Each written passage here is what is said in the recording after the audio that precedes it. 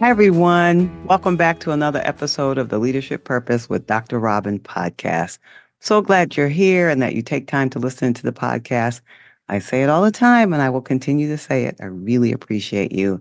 And because you have been such a faithful listener, you help the podcast get ranked in the top 5% of all podcasts globally, according to Listen Notes. So thank you so much for listening in. And if you would go ahead and rate, review, subscribe to the podcast, and share it with a friend who you feel may be inspired by our conversations here. All right. So now today I am sharing with you a solo episode. And this episode is for you if you've ever looked around at your life, your career, your success, and thought, why do I feel like something's missing when everything looks good? You've done all the things, you've checked the boxes, maybe even exceeded expectations, but lately you feel off. Not broken, just off, like you're out of sync with yourself. You're not in crisis, but you're not feeling fulfilled either. Maybe you feel a little numb, a little tired in a way that rest doesn't fix, or like you're living on autopilot, doing what's expected, but feeling deeply unfulfilled, although everything looks good on the outside.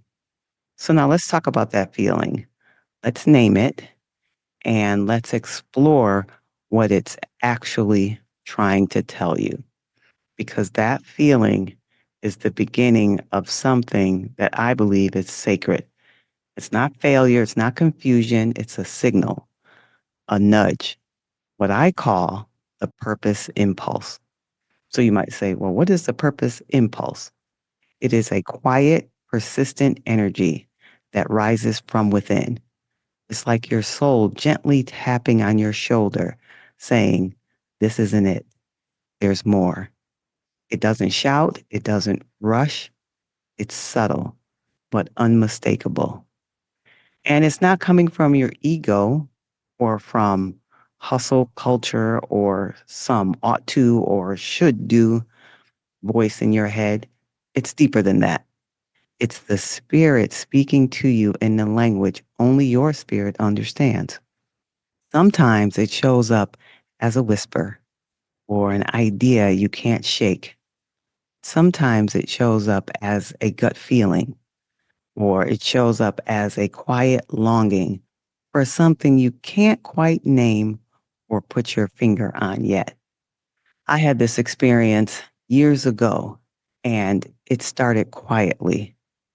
At first, I was just a little more tired than usual, a little less inspired.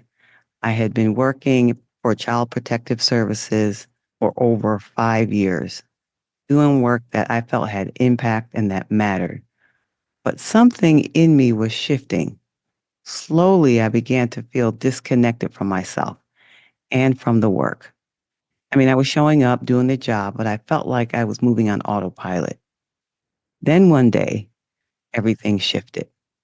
As a part of my job, I had to take two children from their home because they were being neglected.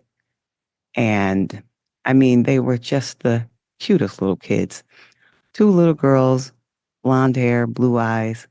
One was about 2 years old, and the other just under a year old. And I feel like they knew somehow. I think kids have a way of knowing when they're leaving home and they know something's wrong. So they said goodbye to their mother, and I put them in the car in the back seat. And, they had time to say goodbye to the mother. And she had given one of the older girls a necklace and put it around her neck. It was like a lollipop looking necklace.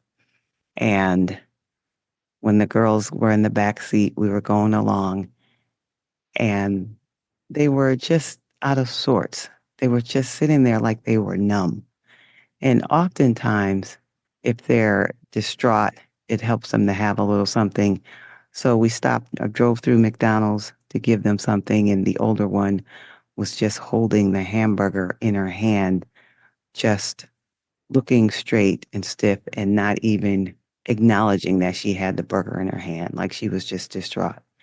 And then the little one began to cry. I mean, like sob, like she was in pain and she was a bit fussy. So the older sister took off her necklace. It was a lollipop, but it was in the shape of a pacifier. So it was candy, but in the shape of a pacifier.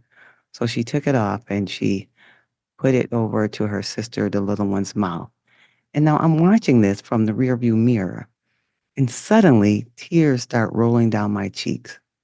The pain in those girls' eyes and what they were doing and how they were doing it was just too much for me to bear.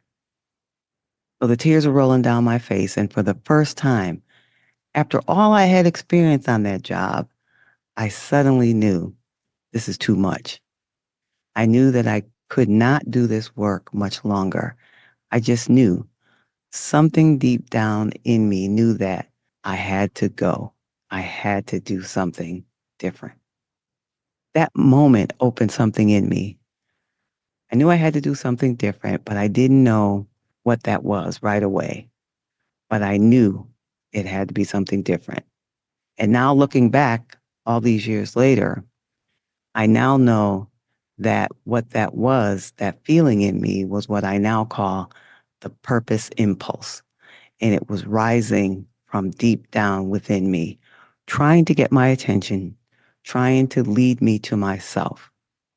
The nature of the purpose impulse is this: it's not a one time sort of lightning strike thing.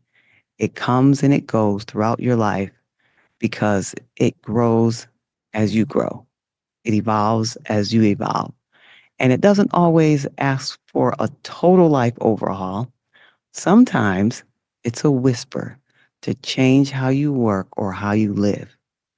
It's not like ambition or ego or what the world tells us we should want. The purpose impulse is something deeper. It's innate. It's the voice of your spirit calling you back into alignment with who you really are.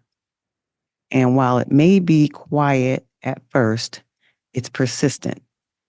If you ignore it, it doesn't disappear. It waits, it returns, it taps you on your shoulder, so to speak, whispering, this isn't it. There's something more.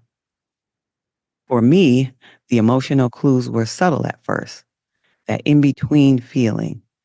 I wasn't falling apart or having a crisis. In fact, from the outside, everything looked fine. But inside, I felt something was yearning to be expressed, but I couldn't quite understand it. I was out of alignment with my true purpose. And the purpose impulse was nudging me toward the next right step to walk in my true purpose. When I didn't take a step, it would nudge again, not in a punishing way, just in that quiet, persistent way that lets you know you're not supposed to stay here. And that happened to me long before that incident in the car. But then that incident in the car got my attention. So I know this impulse is something that a lot of high achieving women experience, especially those I've spoken to. They built the success, they followed the plan, got the promotion, checked the boxes, but something is missing. And they're wanting more. Not in a striving sense, but in a true sense. They want more alignment with who they are. This is the purpose impulse. So you're being called to who you are today to walk in your true purpose because you were made for more than just achievement. Nothing wrong with achievement, but you were made for more. You were made for more alignment. You were made to be more of your authentic self and to live in your true purpose. And so this episode is to inspire you, if you're feeling that, to start walking in that direction.